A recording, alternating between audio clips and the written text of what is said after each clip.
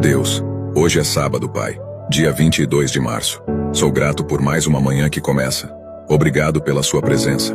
Me sinto abençoado pelo seu amor e a sua graça renovada sobre mim. Quero que a sua voz seja a primeira a ecoar em meu coração, trazendo à memória as promessas que me deste e me lembrando de que em ti sou sustentado e amado. É maravilhoso saber que mesmo em minhas falhas e limitações, tu continua a olhar por mim, a me guardar e a me livrar de todo o mal, até mesmo dos perigos que não percebo. Obrigado, Pai, por teu cuidado constante, por cada detalhe da minha vida que é protegido e abençoado por tuas mãos. Humildemente me prostro diante de ti e agradeço de todo o meu coração pela tua bondade e misericórdia sobre minha vida.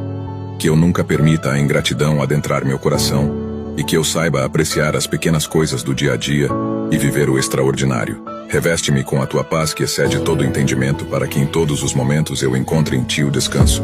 Em nome de Jesus.